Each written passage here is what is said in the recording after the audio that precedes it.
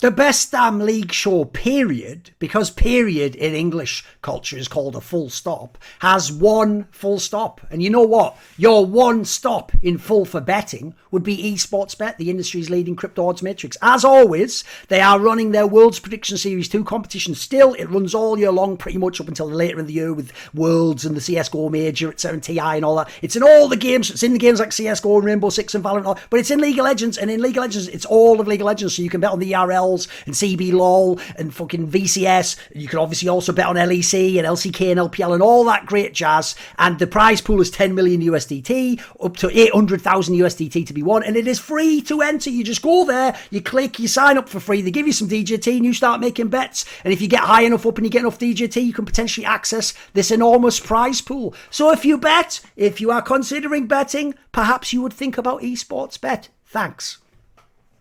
Right, this is going to be the next episode of the best damn league show, period.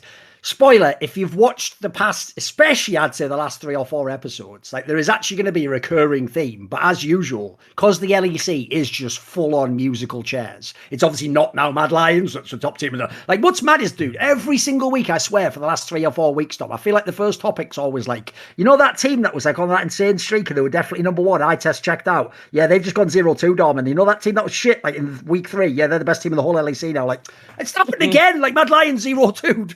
XL's just completely dead, and now Misfits is like the king of the LEC. Because you know what people haven't realised, Tom? Misfits has gone somewhere like 8-2 in the last 10. They've been 9-2. They've 2-0 Mad Lions. It's mental, isn't it? Like, you know what I mean? Like, I've genuinely, like, I've referenced before the summer 2020, the Schalke Miracle Run one. But even then, Dom, that was more like let's be real. When Schalke made the Miracle Run, they were never going to do anything in the playoffs. And no one thought they were going to Worlds. Like, they were just going to stop there, as you expect. The difference is now, I really believe, no joke, unless some bullshit happens, like Astralis sneak their way in. If we get the like real 6 teams that you expect, bearing in mind you only have to come top 4 even, so someone like Misfits could do it. Dude, we're gonna have the first time ever where all 6 teams could actually go to Worlds, like for real.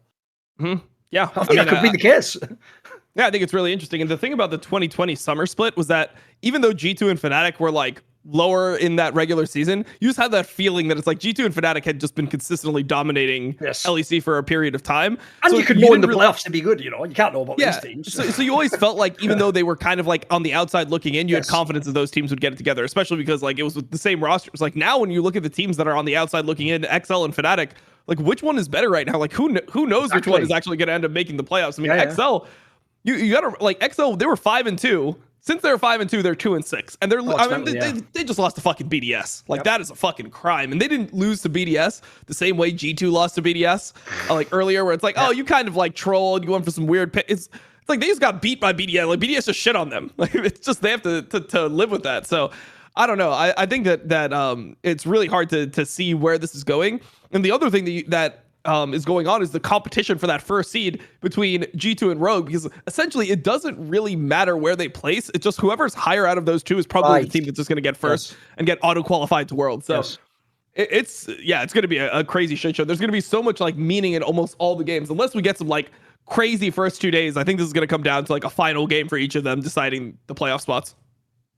Let's just start with XL, because as you say, like there was a period in time, especially, in fact, I would say from the beginning of the playoff, from the beginning of the split, they looked great, and like midway through, they were still looking really good. Even when they lost the first couple, like they had the first 0-2 week, I was like, whatever. These are like, you can explain these away. If you actually do look though, the last few weeks, like this team has just consistently dropped off, and you know that whole angle, which was the narrative we had for this team, which is the problem they don't have like a Vethio, they don't have some fucker where it's like just give him just like Silas and put Yubi onto him. Like they don't have a guy that can do that, and you see it in these games, mate, because the sad thing about XL is they do win as a team and they do fucking lose as a team. Like this team's just off the boil completely now, mate. It's actually looking a bit depressing because they're going to be in playoffs, let's be real. Like I reckon like they've got a chance to make it, but if they do, they're maybe the team that'll be the worst at the moment.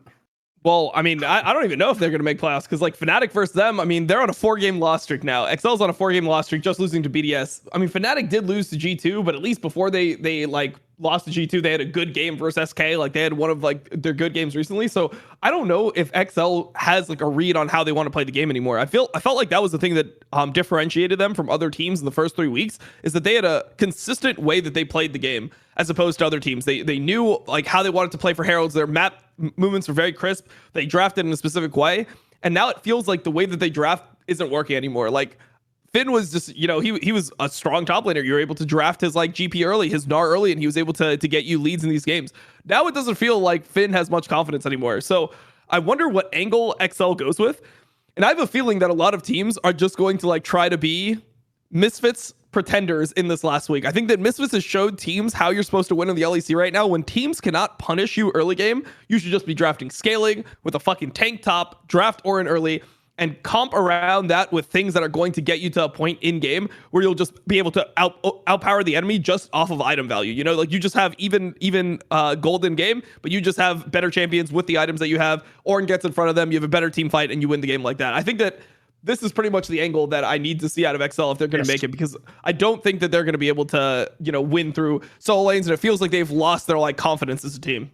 Yeah, my main reason for picking XL or Fnatic is just if you look at who they play in the last 3 games, they have an easier 3 games than Fnatic does if you look overall. Like, the difference is, there's a world XL could win 2 or 3, all 3. I could see Fnatic losing almost all of these. Like, they're going to win 1 or 2, yeah, but like, it's going to be touch and go anyway. No, what I would say is this, like, Dom, if you had to outline it, because as you say, a few weeks ago when we pointed out Misfits were on the rise, it looked like they had just cynically band-aided their team. As you say, that is just the way you win in League of Legends right now. Like, if someone makes this comp, Dom, it just wins right now, right? So we're going to, like, let's be real, it's just on top. But you can have something, let's just say on, could be Gnar, obviously. Let's say on top, tank jungle, fucking carry mid laners like Silas or something like that, fucking Twitch or some dog shit. Zeri is the fucking ADC, and then Enchanter bot laners. Like, that's about it. That comp will just win right now. That's just the formula in it. It's definitely the formula for LEC. I mean, when you go to like top teams, I mean, even V5, who's been struggling recently, they beat Top, which was the best team in LPL, running essentially this. They were just running Orin and shit. So even at like the top level, it seems like Orin is just becoming a super strong pick. I think that the main thing is that Misfits, just everyone plays a similar role in the game. Like, sure, you'll have games. It's not that Irrelevant only plays Orin every single game, right? It's that when he's not playing Orin, if he has to play a carry matchup, he's playing something like Gwen or Gnar that can also be weak-sided. It can also be left alone. It will just have like a different role within the team fights where it'll like hit a power spike at a different time. But he knows what he's supposed to do in the game. Like when you watch Misfits, I feel like they're just like the perfect team that shows you how strong having an identity is. Everyone knows what they're supposed to do in the game, so it doesn't matter really if they have like a couple different champions. They have a roadmap to what winning a game of League of Legends looks like, and other teams don't really know that. When they're changing so many parts, like if you're going from playing with an Orin top to then you're playing with a fucking Jace, or you look at Fnatic and then you're playing a Jarvan top, it's like you have all different times in the games where you're going to win. You don't really know which points you win at. It's really up to the laner or the person playing the pick to be able to explain to his team how these champions differ from the other ones they've played and be able to give them the information that they need in order to play around the pick. But it just seems way too hard to do. Like, sure, you can try to get through all these situations by pure communication, but at the end of the day, people actually have to have an idea of how the game is going to go before they start playing it to know how to get through it. And it feels like Misfits, their team just knows how to get through a lot of these games. So I definitely think that they're giving the LEC like a reality check where it's like, this region is not super, super insane right now. This is like one of the times where there's not a very clear like top 2 teams. Sure, like Mads looked good at times, but there hasn't been that like dominant team that we've had in other seasons, like last year's Mad Lions. Before that was G2 for years. So when the league doesn't have that super high tier team, the way you win is by drafting safe. Like you do what LCS used to do, right? Like the way that you win, the easiest way to win is by drafting control mage mid, tank top, AD carry that scales, and a jungle that could just like be a jack of all trades, can do whatever you need in the game. Some champion like Trundle or Poppy that can kind of do drakes, can gank when you need it, and it's just flexible in terms of what they want to do. So I think that right now, I mean, when I tweeted out, when you look at Misfits as a team, they are the type of team that doesn't have a higher average level of skill on their team than almost any other team they're competing with. Like they might have like the 8th or 9th highest average level of skill of their players in the league, but because they actually have they have an idea of how to win, because they have an identity, they're just getting carried by it. So it's, once again, I feel the same way about them, that if they end up in a situation where they're playing a best of 5 in playoffs, they're probably not going to be favorites over the teams that get a week to prepare and they really get to try to dig into Misfit strategies, but they're going to at least get there, which, it didn't look like that was going to happen in week 2. When they were 0-4 after week 2, no one was thinking that this team was even going to be in playoffs. Most people had them 7th before the season.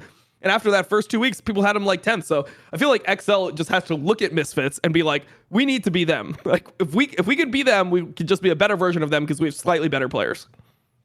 Yeah, because actually on that topic, Dom, like, to be fair, there's not that much about XL, because the problem is, like I say, we've talked the team to death. Like, I'll be real. I think, as you said, it's what I said on Someone Insight as well, the one player who has seemed to be the barometer of this team is Finn, in the sense that, like, to me, he was always the X Factor. I never thought he was that good. But actually, I did think he had a pretty good split for the first half, and the last half has been fucking dreadful. And even the champions, he looked like he'd made progress on. Like, his Gangplank's just garbage, mate. You would never pick that for him now. Like, he's just not going to win. There's loads of champions he won't win on now, isn't there? So, sadly, once he goes down, I'll even say this as well, because everyone else in the league's like a fucking Orn and Nam in now, so it making them look really bad. Like, they were the team that had the identity, Dom. Remember, they started the split looking the best, but I think they've absolutely lost their identity. Yeah, they've sort of even got lost in the source of the draft, mate. Like, they look a bit confused. Yeah, I mean, I just checked the stats because you're bringing up Gangplank and Orin. Those are the two most played champions that Finn has. His overall win rate is 50%, like lifetime, right? His win rate on Gangplank and Orin as his two most played champions is 36.4% on each. Gross. Yeah. So think about basically they win on everything except that. Like, what? Yeah, I mean, it's tough because the champions that he's good at, I mean, when you look at like just him historically, even without looking at any stats, like he's a Kled player, right? Like that's what he plays. He plays Kled and Aurelia. And Aurelia could maybe work as a counterpick to Gnar, but you would have to completely change the way XL plays right now in order to incorporate an Aurelia into their comps. Yes. So I'm actually pretty worried for them, because I feel like they're going to just have to play this Orange champion that I guess is good enough as a champion that hopefully can carry it, but it's not something that he's naturally inclined to play. Like, he is not a natural Orange player. His tanks, like out of all the tanks I've seen him play, I actually liked his Malphite the couple times I saw it. It seemed like there he actually had a good idea of how to engage and like the timings to engage, where Orin is not as simple. It's not like, oh, they step forward, they're intake, I'm just going to jump on them and kill them instantly. So we'll have to see if this is the angle that they goes to, but I can't see anything else. Oh, also, I don't know how this is possible that all of his picks are 36.4%. His Gnar is also 36.4%. Like, I don't know how to the decimal all three of those champions are equally dog shit. That seems statistically improbable, but that's the case. So yeah, I mean, this is not a good look for a Orin Gangplank Gnar meta. Yes. That's the other problem I think he has as a player. This is also why, if you notice, even though people thought it was unfair, this is why he will always be criticised for his champion pool. Because the problem is, this guy's not the tank player. He's just not at all. He never has been, realistically. You'd have to be at a lower level to be a tank player. In this scenario, remember, you're also asking more of him. You're asking him to be a tank player on potentially one of the best teams in the LEC. He isn't up to that. Like, he is the joke is, if this was like an Gnar meta in the past, he's the guy who has to play Fiora or something, isn't he? Like, he has to have like the weird fucking picks. Like, he ain't a tank player. So the problem I have is it's just not his meta, mate. Like, look, if it was a different year and a different meta, he might be really good, might be awesome again. I think my problem with that is that, like, he's just like, even when it was a carry meta, he never was somebody who you wanted on your team in a carry meta. It's like, oh, we always just prefer the other carry players in this league. Like, if you get into a carry meta where you're starting to play those like Aurelias and Kled, like, you'd want BB over him any fucking day. No. You want like half the people that are above him right now in the standings to be over him any day. So I don't know. I just feel like he's just really streaky as a player, and this is a horrible time to have this like slump in gameplay right before playoffs. Well, here's the segue then, because what's funny is, even though nobody would have said this at the beginning of the split, because barely anyone knew the guy from the RLs, dude, the joke is, if I could go back in a time machine now, and instead of Finn, I'd just put the irrelevant guy onto fucking XL, dude, they probably would be the best team in the LEC. Like, that guy, like you said earlier, because he's on a team, unfortunately, where the main win conditions and what's going off on your screen doing all the kills is Vethi or Neon, he's never going to get credit, because obviously they're the ones winning the game. But like, mate, this guy's been like, if you want to look at the beginning of the split to now, he might be the most improved player of the whole split. Like, he's actually really solid now. It's obviously his meta, to be fair, but yeah, he looks good. I mean, I like that guy. Good in team fights, everything, yeah. He seems like he knows what he's doing. I mean, he's not getting gapped super fucking hard in lanes. Like, if you look at his stats, I mean, he's down a little bit of gold, a little bit of CS, but when he's playing permanently bad matchups, like, that's exactly what you want out of him. He never insta game. And he seems like he has a good idea of how to play his champions in team fights. So, yeah, I mean, I think he fits the team really well. And I mean, I think the risk is that when you look at Misfits as a team right now, when you look at who Irrelevant is playing with, you're not going to win a 2v2 if your 2v2 is Zanzura Irrelevant topside. So, like, you can't ever. So if teams actually really start targeting him, there's some times as a top laner where you just don't get to play the game. You actually do need to have synergy with your jungler, synergy with your mid laner to play around certain dive timings. And yeah, just prevent yourself. Also, there's a fucking bug in the game right now. I don't know if you saw it, but the turrets have been bugged in the game for like the whole patch, and and it's a significant buff. So the way the turrets are supposed to work is they do your normal, they do a normal turret shot, and then it's supposed to ramp up 3 times. It's supposed to be 140% the next time, then 180%, and then 220%. Now it goes max to 140. So dives are way easier to do. Like once you get a couple items, you become way too tanky. You can take way too many turret shots. Yeah, obviously that adds up. Like if you go over time, you're like going to be able to take like an extra turret shot by like the 3rd or 4th turret shot. So I'm a little bit scared if teams start really diving him, because he doesn't seem like he ever has a jungler. Like it just, this team's never playing around him. But that being said, I mean, he's done his job. Like this is the level you expect from an LEC top laner. Like he looks like he belongs in the LEC at least. Yes. The other thing as well, by the way, I touched on it last week because I like to get ahead of these dog shit narratives. Mate, this is how you know Reddit does not... They either don't watch the games, Dom, or they don't know anything that they're seeing. Because the entire threads, go and look at all of the Misfits threads, it's just fucking idiots going... There's 2 narratives they push hard as fuck. It isn't, by the way, the obvious ones. Like, wow, isn't Vethiel like an MVP candidate again? Wow, Neon's like a top 3 fucking ADC. Those would be great conversations to have. Instead, here's the 2 narratives they spam over and over. They go, lol, because they know that they're getting fired, everyone's trying really hard. Not even true if you look at the fucking win rate, you moron. They had a 4-0 week just before, like, they fucking did the thing, and then they 0-2'd, yeah, but then they were like 5-0, then they 0-2'd, then they did a 4-0. Like, what are you talking about? They didn't even 0-2, they 1-1. Oh, 1-1 then, sorry, yeah, like I said, yeah. Like, dude, they'd already done the turnaround before they got Zanzara. The joke was, that's why motherfuckers were even saying, like, Zlatan's not bad, like, because he wasn't even doing anything in the games they were winning. He even said it in interviews himself. There was one game they won, and he was sort of like, I don't know how we won it, and I was like, fair play that you admit it. But then the other angle is this. Then it's the Zanzara one. It's like, it's Zanzara, 100% win rate. Oh, it doesn't fucking matter, does it? It doesn't matter. Like, watch it with your eyes, Dom. You're a jungler, mate. First of all, people are still just giving this guy some like, do the people, the coaches drafted against this guy owe him money? They're still doing it, Dom. They're banning Trundle, so he picks Poppy, right? Let's just break down a second. I'm not a draft wizard, Dom. I hate the draft. But I'm not going to allow this to just be passed without a conversation. If I can just pick Poppy every time right now, Dom, as a jungler, I can never have like a terrible matchup pretty much, right? I mean, you can, but no one's going to actually pick the matchups that are terrible for you. Because no one plays Karthus or fucking Lily or whatever the fuck. No one plays that in the West. Like, the joke is, it's like we said you nailed it on the last episode. They think, like, they're drafted, like, ban the Trendo. It's like, then you're forcing him into what's actually an awesome pick for him. You're actually making him have a ring. And even then, by the way, he's not looking at God tier in these games. He's just all right. He's all right at best. Trundle. Oh, he was shit on one game, yeah. It's so funny because they actually, I think you were right on the 0-2, by the way. I think I was looking at the wrong week. I forgot when they actually had the Misfits, like, they announced it was at the end of July almost that they did it. So I think what they did is they went like, here's how the split started. They started 0-4, if everyone remembers. That's why they were shit. Then they were like 4 or 5 or something, and then they went 0-2, but then they did the signing. So everyone, because they 0-2, were like, it's the signing, and that's like, they were already fucking turned around already. They were already winning games. In fact, they'd already begun to figure out this pattern, if you remember. They were already starting to sort of draft this way, weren't they? Yeah, so, I mean, 100% teams are drafting themselves into a hole versus Zanzara. I mean, there's some teams where I could see you doing that. Like, if you're BDS or something, you probably can't deal with the Trundle or the Poppy, like, because they're just like such a shit team that you have to start imitating them. But like, if you're one of these teams that actually has a bunch of, you have the ability to play Wukong, like, you shouldn't freak out at the fact that you're giving Zanzara Trundle and you're playing Wukong. Yes. That should not be like, oh my God, we fucked up the entire draft. They're giving him so much credit. Like, so what the teams think is that Zanzara is so bad that if you ban his picks, he's going to lose the game alone.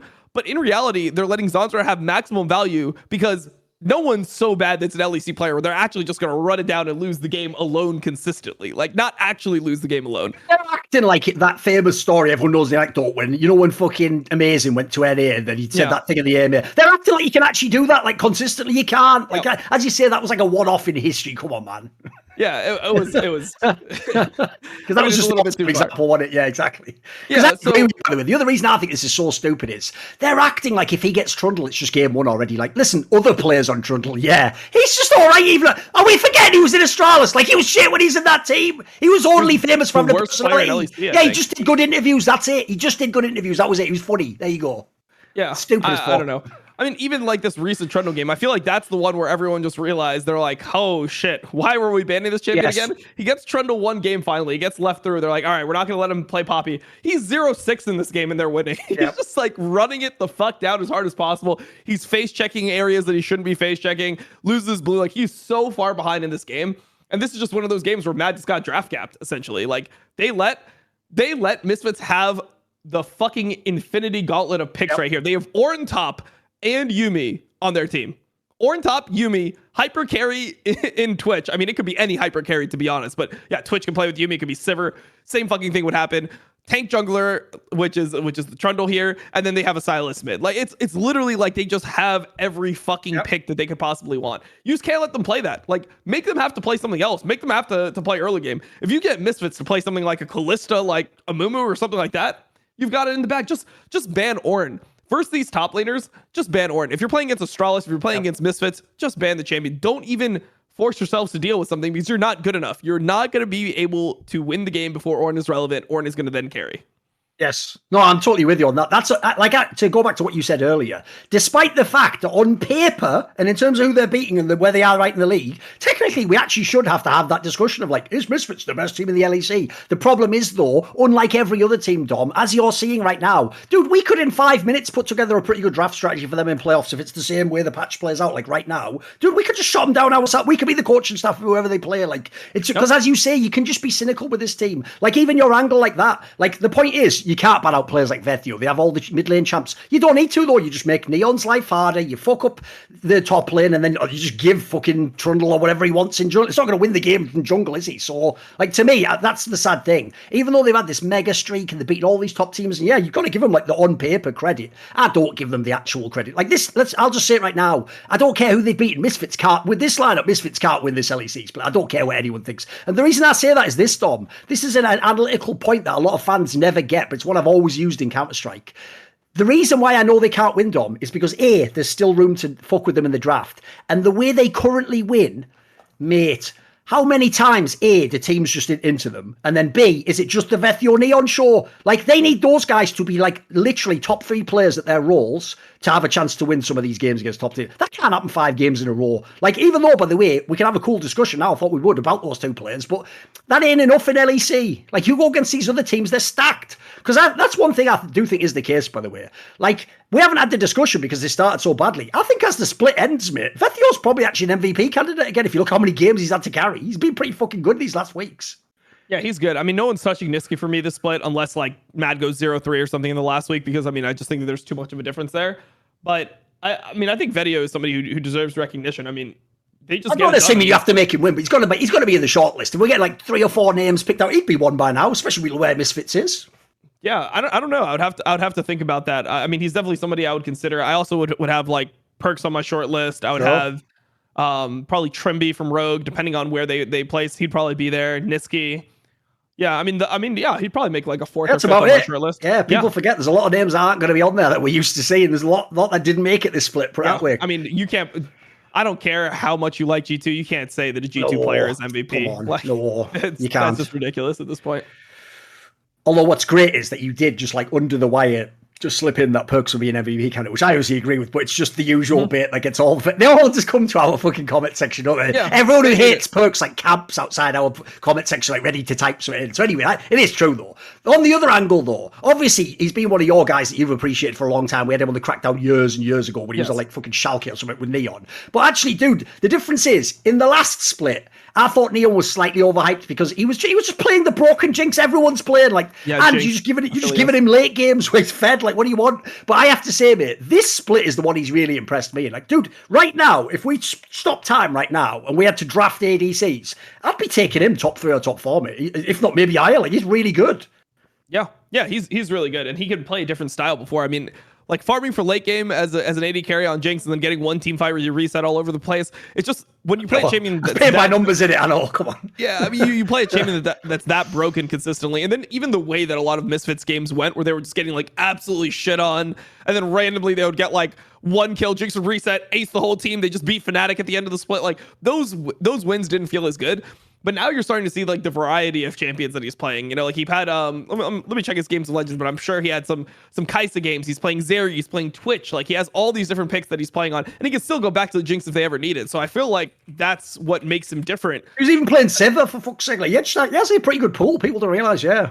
Yeah, no, he's been solid. So And also, I mean, here's the other thing. It's like his support is not very good. So I his know. support is not very good. There's another thing, by the way. Notice that, Dom. There's another thing that's interesting. No matter how many games Misfits win, dude, you don't even see the name Mercer ever mentioned.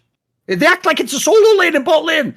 Like, this guy's carried all these games, and we're not... Yeah. By the way, I wouldn't say... I'm sorry, just like last split, Mercer isn't even in the conversation for vaguely the best LEC. He's just a fucking empty seat, and he's just an alright player, whatever. Who gives a shit? If they replace him tomorrow, I wouldn't care, mate. It's no hate on him. Just don't care. It's just nothing. Yeah, I mean... Yeah, it is what it is. He's found some decent engages. I mean, I'm trying to think about like his games. There's only one game that I really remember him smurfing on, and that was like the Mumu game where he got like a couple like really insane ults. I think that was versus Fnatic, I believe. Yeah, it was against Fnatic. So. Yeah, so that's like the only game where I was like really impressed. Outside of that, I mean, he's playing tank supports. He's doing his job. He played the Yuumi, which is good, because he hasn't been playing it in Challenger's much. I just think that in general, this team like they're very formulaic and. Essentially, the formula is either you play Yuumi because it's so broken, or he's just going to play an engaged support every game. I don't know if they'll be able to deal with like the mid range. Like he played Tahm Kench earlier in the split. I was never a fan of his Tahm Kench, so Senna's Tom seems off the table with them. And I just feel like it would be easy to like comprehend them. Let's say you ban Yuumi, you force them to play something like a Leona, and then you're just playing like you just slam like Braum or Tahm Kench every game or Renata. Like, yes. Is he going to be able to play against that trio consistently? And I mean, I would guess that the answer would be no. But I mean, we'll have to see. I mean, he definitely is looking better. His start to the split was fucking terrible. It was abysmal. He's definitely playing better. I wouldn't say he's like the worst support in LEC or anything, but he's definitely not special. He's not. His problem is he is going to be the worst in the playoffs, though. Like, look, as much as I've shit on Lavrov's actually not bad now, mate. He's actually sort of turned the corner a little bit. Like, this little guy will be the worst support in the playoffs. I'm sorry, it just will be. I'm not hating. We've got some, by the way, I will also say I do think support roles are more stacked in Europe, especially now we've got fuckers like the Yongun guy on Astralis. Like, it's a pretty good role now, by the way, if people don't realise. It's pretty banging. So it's fair play to Misfits for winning without him. By the way, actually, people, I want to know on that one, where would you go on this? Because I saw people saying that you should give Misfits like staff credit for this. Because to be fair, they have like drafted around and figured things out. How much like do you think Band-Aid and or find out the formula? How much does that transfer to giving credit to coaching staff to you? So I mean, I had a tweet that I could literally I had a tweet about this specifically where you can never know what a coaching staff does, right? Course, like you literally can just not know. They could be fucking useless and the players could be like, hey, like fuck those guys, we're just going to draft what we want to draft. You could just have some mythy type guy or whatever. Yeah, exactly. Yeah, of course. You never fucking know what a coaching staff is really doing unless you watch them. So essentially the only way you can judge a coaching staff, and this is why I hate the coaching staff of the Split Award, because it's just like, it's so meaningless because you never know what they're actually doing, is you just take what you'd expect from the team and then you take where they're positioned, and whatever the difference is between your expectations and reality, whatever that difference is, you just attribute that to coaching staff. That's like how you have to do it. So, basically how they do it in sports. Like in the NBA, that's how you win Coach of the Year. You take the team that had 20 wins, Dom, and then you just get a good player, and you get like 55 wins, and you get Coach of the Split. Yeah, that's how you do it. Yeah, I mean, I think that's the only reason why. Like, I'm down to change my methodology. That's what I do. When people ask me, who do you think is the coaching staff of the Split, I just always say that shit. But I don't actually. I mean, if there's a better way, I'm down for it. That's just the best way I've thought of to try to come up with this arbitrary award. Yeah, it's fair enough. I just thought I'd throw it out there as a topic. Right, let's move on then, because here's the thing. If Misfits is the one on the rise, blah, blah, as I said, mate, if we could just delete that last week for Mad Lions, I'm loving them going into the last week. Like, what the fuck was that week? Like, first of all, as you say, let's just start. I want to rewind to that draft, Dom, because here's the more egregious part of that draft. Right, think about how Mad Lions all split long. They know the champion pool. They've got the champions for NISQY. They've got everything set up. Right, why of all games, when you're playing against another top team, you're playing Misfits now, a team that's going to be in the playoffs, why the fuck would you do that Vi Ari draft? Because I looked this up, Dom. That's like the second time El Yoya and fucking NISQY have ever played those champions. Dude, this isn't the LPL. Why are you doing like a fucking mad LPL draft out of nowhere when you actually had the formula nailed as well? You don't need this. Like, what is it? Do you think that was just experimentation? Do you think they actually thought that draft would work for them? I thought it was terrible, dude. So I think that draft could work if it wasn't played into an Orin. Like, the whole idea of that draft is you play that versus hypermobility. I mean, it's not even necessarily that the enemy team is hyper mobile. They had just like a time where they tried to kill like mid lane. If you're not playing Lissandra into that draft, like, it's normally your mid lane is going to have a hard time like not dying, because as soon as those champions hit level 6, they can pretty much engage from wherever and one-shot you. That didn't even end up working in this game. The other reason why people play Vi Ari is into things like Zeri, like these really hard to lock down AD carries, so they can just cast like Vi ultimate. Doesn't matter where their Zeri goes, over 3 walls, whatever, the Ari is able to follow up and they're able to kill. I think that this draft falls apart when you're playing it into an Ornn, because you look at like their AD carry, and like to kill an Ornn, you need something that does consistent damage. You need an Azir, you need a fucking Orianna, you need a Jinx, you need an Aphelios, you need something that can output consistent damage, or you are not getting through that thing. And in this draft, they just didn't have it. They had no damage. Like you're playing into Yuumi, which makes things even fucking tankier on top of that. And then you're playing into the Ornn front line. So it's just not an easy draft. You have to outplay them to such a hard degree. Another thing is they tried to go for the Aatrox counter pick to Ornn, which made it even worse. Mate, even if you ignore the matchup, I'm sick and tired of Armor Aatrox, mate. This is shit. There's another thing we have to have a discussion about, because remember, we're close to the playoffs, Dom, and obviously his team's going to be in the playoffs. Right, I'm saying it right now. This is the split, Dom, to shit or get off the pot. Unless he fucking smurfs these playoffs, I'm going to actually say they should replace this guy, because I actually think his champion pool, this split, is a fucking joke. Like, I know it looked like, oh, it's actually maybe not as bad. It's back to being bad again. Like, the problem is this, right, unless you just give him, like, his two champions he plays, Gnar and whatever, so he just fucking... Gwen, I guess, the split. And Gwen's just OP, so that's why I don't even really count that as his champion. Like, here's the thing. That narrative, Dom, in the same way as the Wonder narrative died and the humanoid narrative died, this split has to be it. If he gets to the playoffs and he really does turn it on, then maybe I'll give him, like, some genius at knowing how to peak and when to phone it in. That's all cool. Well, but if he doesn't do it, Dom, this guy is just actually, like, fucking stealing checks right now. Like, he's on the best team in Europe, potentially. Yeah, I mean, it is what it is. I mean, the thing is, he's just consistently done it. Like, every time he's been in playoffs so far, like, you have to think about, like, it's not just, like, obviously, he's only been to 2 playoffs, so you could say that's a coincidence, but it's also, for me, that he played well at MSI. Like, he was able to play the Lee Sin top, which is really good at that MSI, and then at Worlds, like, he was one of... Elyoya fucking inted that tiebreaker game versus LNG. They should have lost that game. Elyoya played like shit. That was the Kiana game. And Armut kept it to fucking together. Like, he actually played super well in that game, considering that his jungler put him in a fucking hole, bro. You're playing Gnar versus Kennen, which is a matchup that at the time Kennen was favored in. Oh. And then the Kennen gets 2 kills, but Gnar was able to fucking bring it back anyway. So I give him a lot of credit for those matches. And like, I don't know if I would give up on him after a bad playoffs, but I mean, I guess it depends on like the degree of bad. If he's just fucking having this Aatrox game 10 times in a row in playoffs, like, all right, then that's a different story. But if he's like has some good games, some bad games, and he's not in like God mode, but he's not into the game, maybe I'm more okay with it. I don't know. I respect the clutch factor in players. That's something that I've always liked. I mean, it's part of the reason why Perkz is my favorite player. I just always value that extremely highly. I mean, it's one of my favorite things in sports too. I mean, I was a huge fucking like Dwayne Wade guy, like Kobe, like Michael Jordan, all those guys I love way more than somebody like LeBron. So those are things that I value a lot, but I can see how people would not want to have that, because when somebody's just clutch and they don't have the skill, you just feel like it's going to run out eventually. You're like, when is the moment where it just stops working and you just are trash? Yeah. No, that absolutely is what happens. I mean, here's the thing. I will say it. If you're taking it that he's that sort of player, like I say, to me, it's not a crazy sample size, but I guess, yeah, he did pretty well last year. I'll give you that. The problem is, as you say, that is always the way it goes, by the way, is when you're really clutch, what happens is you get extra chances because you clutch. Like, it's in people's memories that you won that game, that you came back. The problem is, though, yeah, once it runs out, like once your game is shit, well, you can't be clutch if you can't be in the game, can you? You have to get to the point in the game that enables you. Speaking of which, I can segue to a different topic. So I'll let you have your piece earlier, but I want to put this to you, because I think me and you have a different criteria to how you do MVP. Because the problem I have is this, Dom. I will say, one reason I am actually open to your camp that NISQY gets the MVP is because, first of all, just narratively, he joined the team and they all leveled up. That's a great aspect. Secondly, I do think the way he moves around the map, it reminds me of the story, if you remember, when Fnatic lost Caps. Remember, they took the same exact team that was in the Final Worlds and they just put Nemesis in. And remember, Nemesis was considered like a rising star. He was going to be like a good mage mid-lane player. And the team was shit, if you remember at the beginning of the split. And all the interviews were like, oh, well, we didn't really know, but like actually, Caps sort of brings more than we realised. Like, maybe he wasn't even talking, but the way he would move on the map, you'd know to follow him, or he'd sort of like be decisive. I do agree with all that for NISQY, but here's the problem. If you read the interviews, it doesn't sound actually like he's a shot caller, though. It sounds like he moves and he goes with people and makes plays, but it sounds, they claim Elyoya's the main shot caller. Yeah, so this is my question. Yeah, so this is my main question. When I do MVP, the problem is this, right? In theory, if NISQY played identically, but he had Zanzara as his jungle, I don't think he'd be able to have the same success in the game. So my problem is, he is part of what's helping Elyoya, but he does have Elyoya. Like, Elyoya is also a fucking really good player. So that's the problem. It's one of those, like, who's doing what? So what do you think on that angle? Because essentially, like I'm saying, I can see. Well, I can go either way on that one. I can go either way because I think those are the two main candidates. Personally, I think one of those is probably the MVP. Yeah, for me, it just doesn't seem plausible because Elyoya like seemed so lost last That's split. true.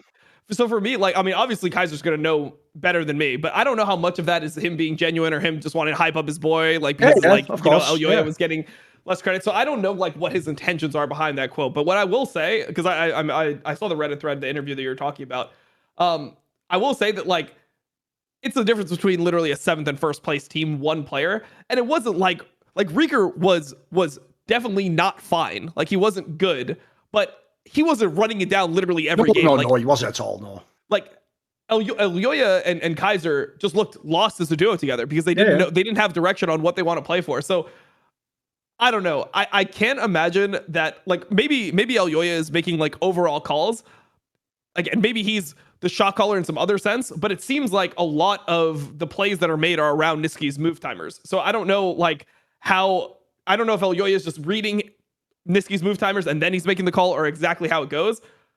I just feel like the difference between how the team is playing last split to this split with the replacement of one player, and like we said, not a player that would be fine, but a player that wasn't running it down every fucking game. He wasn't like just sprinting it. It was like, holy shit, this guy is just terrible. He wasn't doing what Blue or like Correa was doing last year. So I just don't see how that could not be like the most value added to a team. I mean, it's such a big difference. Mad Lions looks like a completely different team.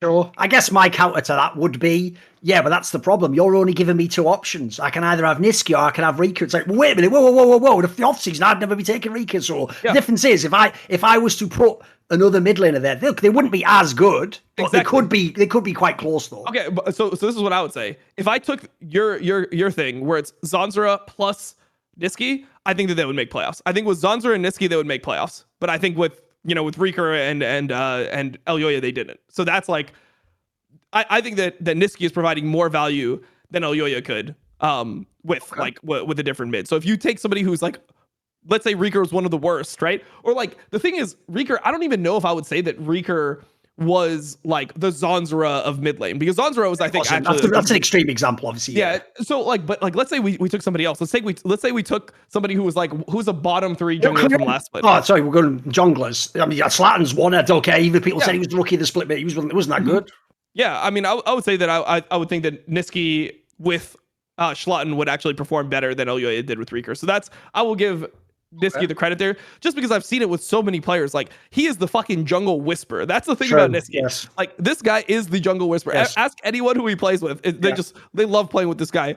That was the whole joke when he was playing in LCS. Every single jungler that he had was MVP. He never got the credit, right? Yes. But every jungler he got. It's actually the same story as Perks, if people don't know. And I think they actually understandably have a similar narrative in that sense. I think they both deserve credit, because let's be real, there's plenty of mid laners, by the way, tons of mid laners that have amazing skill in laning. By the way, that Chovy guy was definitely one of these guys if you ever read the interviews. But they're fucking dog shit working with the jungler. They really do treat the jungler like just some slave who's supposed to just come to mid lane. Like, these guys, as we say, Perks and NISQY. My joke is, because no one knows fucking basketball, so I can never use this terminology, but I'll say the joke is they play the game like inside out. They're like the guy where like you go in with the ball to pass out to the shooter.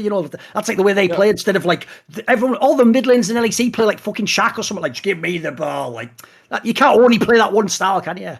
Okay, one angle I want to ask about is this though. You gotta love your fucking jungler. I want to put this out there. You gotta love your jungler.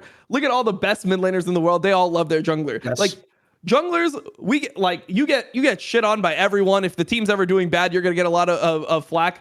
What did Scout say when he won MVP of World Finals last year? He says, "Oh, I don't think that I should have got this. My jungler should have got this." You must love your jungler. NISQY, perfect mid laner, loves his jungler. Yes. That's why I like that guy.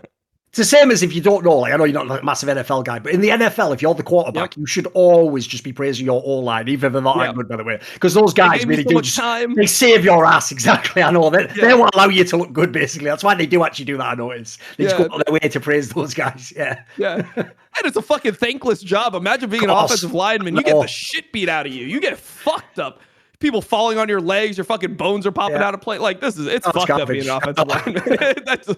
I would never play that position, no matter what. It's the one last Mad Lions topic I have. I touched on it last week, but this week really showed it as well. The other reason why, even when on paper they were the best LEC team, the reason why you couldn't just say, right, lock them in. Not only are they going to Worlds, but they're definitely going to like win LEC.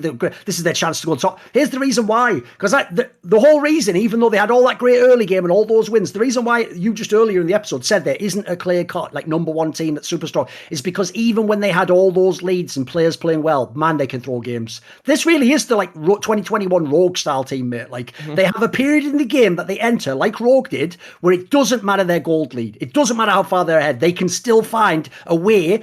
Here's the thing with them. The reason it also reminds me of Rogue, dude, is because it's not that they make like a terrible play that loses them. It's like they just look like they don't know what to do. Do you know what I mean? Yeah. Well, I think that it's like both. They like don't know what to do, and then they just make a play that's like over aggressive, and then suddenly the game just looks way more sketchy than it was before. It was like I can think of specific moments where I felt like, oh, this play just like lost you the game. So I mean, I think the thing that's also hard that should be stated is generally as you go further and further into the season, further and further into playoffs, teams become way more safe and it's harder to be proactive. So you have to be really good at that style of being proactive, and like you have to have these things down to like dive timings, pushed waves. Like it has to be down to science in order to exploit these timings. If it's not, if it's just like, oh, we just like find kills, like our jungler's just active early, we just like move from mid. If it's not like, if you don't have specific cues that you're looking for in the game that are going to lead you to your aggression, normally teams just end up slowing down and being able to just win by having, just more consistency overall. So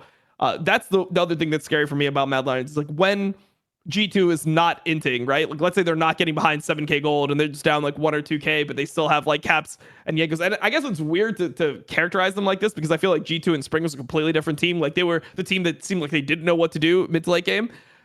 Now when I'm seeing like the way the G2's play, I feel like they would just be able to outmaneuver Mad Lions eventually on the map. So I mean, that's one quality that's kind of missing from Mad Lions. They don't have that comeback potential that you normally want from like a true champion, They don't have that feeling where it's like, no matter what happens in the game, they're always going to find a way to win. Like they don't have that quality that I think is normally, I mean, I don't know if it's necessary, but it's valuable for championship teams for sure. Probably the biggest correlation between being a champion of anything in League of Legends. Like, there's obviously been some very great teams that didn't have good early games. G2, SKT, everyone knows the classics. It's true, though. Being able to come back in the game is probably the most OP aspect, which is actually why I also think if we talk a bit about G2 now, you know what, Dom? It's going to sound so whack, but this is the problem with doing a weekly show, guys. By definition, we are reacting. We are doing hot takes, and we have not had time to process them. And we've got a sample size of 2 games each every fucking week. Because the problem is, if you go back to past weeks, obviously, everyone was out on G2 and they looked fucking terrible. But what you just said there, you've nailed it, Dom, because I've seen this happen a few times.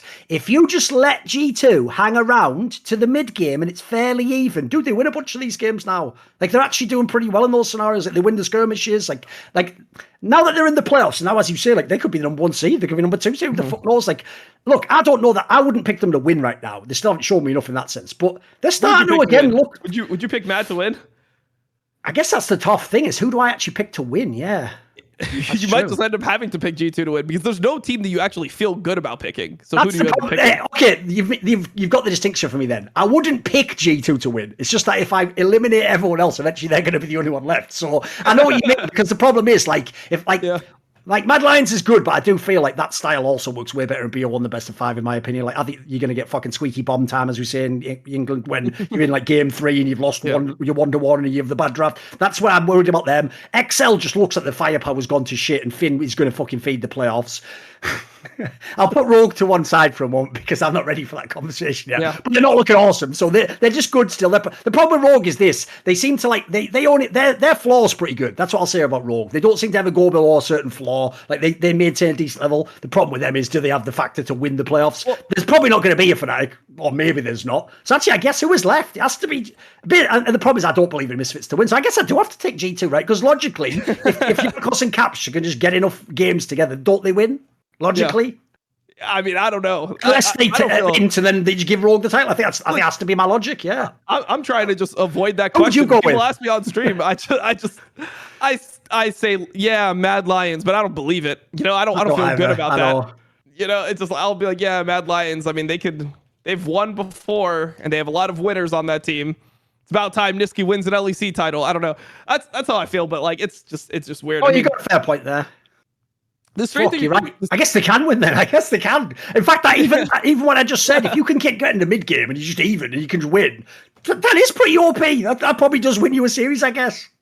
Yeah, you look at their games versus G2, and I mean, just teams are making mistakes. That's the problem. Is like XL, I could see Mad Lions losing to G2 the same exact way that XL did. Where XL, they're winning, they make some good plays, they're up 3K gold, one bad play, the whole game is even, and then from there on, G2 just wins out. G2 just wins every single mid-game fight. Oh, mate, that Jankos fucking Jarvan knockup was like, exactly, he's back. He's just back, boys. I know he did it for most of the split, but he's actually back. He's actually back. The thing that's scary about Jankos is he's not been having the good early games that I'm used to from him. He doesn't really like get like leads. He's not getting good ganks off, which when he was doing really well in playoffs last year, he was getting like a kill mid every single game. Yes. I mean, I don't know how much of that was on Humanoid and Larson and like those guys, the people he was getting the kills on, but he was getting a kill like every single fucking game pre-6, and he just perfect pathing, you know? I'm feeling like he's a little bit lost in the early game.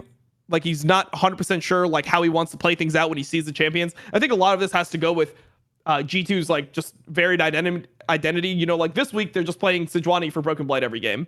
Then you look at like last week and what are they playing? They're playing BB's Aurelia. Like he's playing like super strong. Like the difference between Aurelia and Sejuani is opposite ends of the fucking spectrum. You know, like Sejuani and Ornn are like the super tanks, ultra weak side. And then Aurelia is like, if you don't come to my fucking lane and play around me, I will lose the whole game alone. You have to be here. It is like the ultimate strong side pick.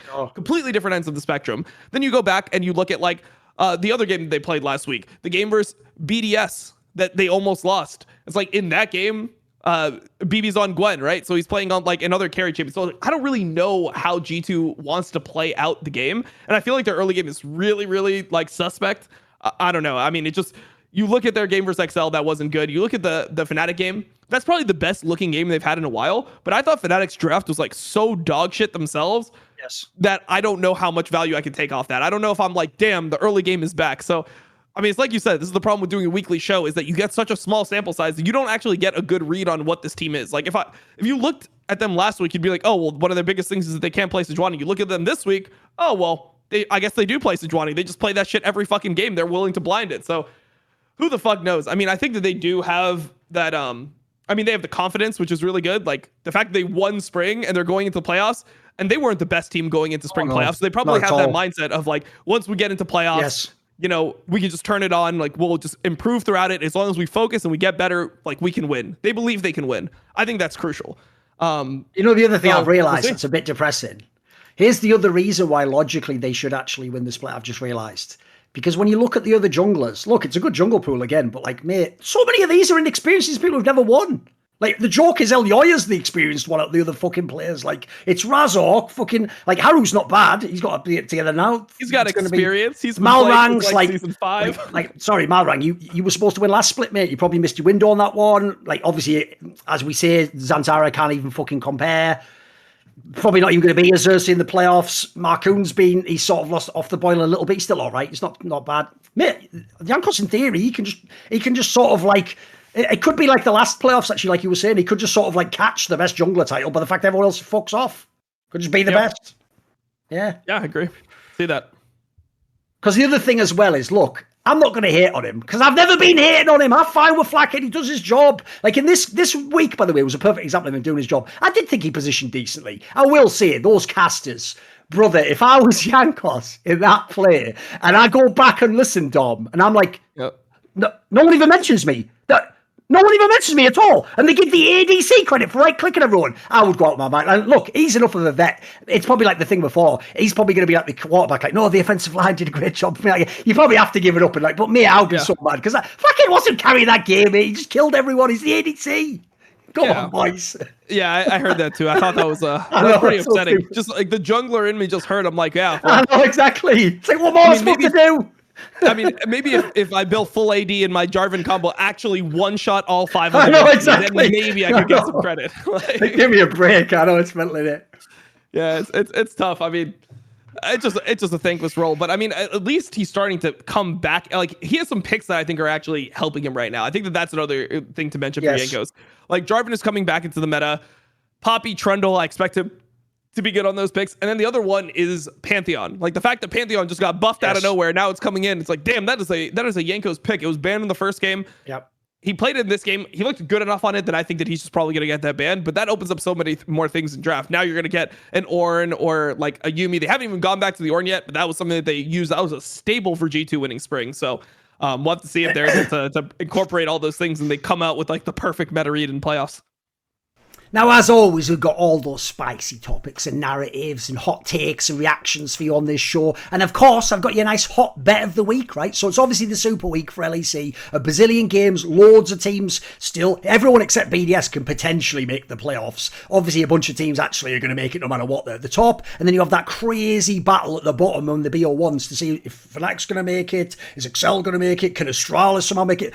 Theoretically, SK could make it. It's just almost impossible, the conditions. So with all these back and forth bets and all the crazy upsets, all the top teams, 0-2 Excel, 0-2 Mad Lions, everyone just falling, rising. I think I've got the game for you right here that I feel like is a safe bet if you look at the way teams are drafted and played, which is when G2 plays against Misfits. G2's been looking great, right? Jankos is starting to get it together again. Caps is always going to be good if you give him the right team too. They look like if they get to the middle of the game, they can do something like I was saying to Dom. I think in this matchup though, Misfits has nailed the formula. Like at the end of the day, look, they're probably going to get a perfectly fine jungler onto Zanzara, so he's not even a factor in that case. The irrelevant guy just plays great with the tanks and on. If you give Vethio any good mid lane champion right now, he can carry. Obviously, you can just put a Mercer on something like a Yuumi, so you can just go help Neon or Vethio. And Neon right now looks like one of the third or fourth best ADC in the region. So I actually think with them being the underdog here, look, it's G2 1.659, Misfits all the way at 2.185. Look, I think G2 when they get to the playoffs can do some stuff. I think Misfits right now actually the better team in a BO1, so I'm going to take Misfits to win this. And I'm going to say, since they've got the odds at 2.185. I'm going to say, we're doing this with Tether, by the way. I'm using USDT, same as the prize pool of the World's Pictures Series 2 competition. I'm not using DGT. I'm actually going to go big point for this one. Like the limit I've got here says 407 USDT. So I'm going to do that. I'm going to put my max bet onto the Misfits, guys. Look, it's a Super Week. It's BO1s. It's LEC. It's League of Legends. We all know there's a lot of variance and risk and things go crazy in the draft. It's a very impactful draft right now. I think Misfits is going to take this one. Do you agree? Well, put your own bet on an esports bet. Now back to the show. Right, let's talk now a little bit about Vitality, because speaking of teams where, again, the record is too good and you're supposed to say they're one of the best teams in the whole league and they can win the LEC, but as we'll discuss, can they? Because the problem is Vitality has kept it going to some degree, and here's the problem, there are so many markers I do see ticking up. Like, for example, I actually think like the Perks Haru combo works pretty well now, mate. They seem to have actually sort of found like an understanding of when they can invade people and do moves together. Also, by the way, here's how you know. Pause history, for fuck's sake. Last episode, I gave Labrob credit for pressing R on Renata. I'm going to give him more credit. Are you ready, Dom? When he actually went mid with fucking Haru and they did that dive in the fucking game against Astralis at level 3 and got the kill under the tower on the cat. That's actually what I've wanted to see the whole time. Now I can see, by the way, why this guy's in the team. Like, he knows how to make plays. He has mechanics. I don't know why it took like a split and a fucking 3/4. Yeah, I don't know, but mate, you can see he's obviously got the skills. So like now that Haru's working with Perks and they can get into, they're actually looking like a team. This team's really changed the identity.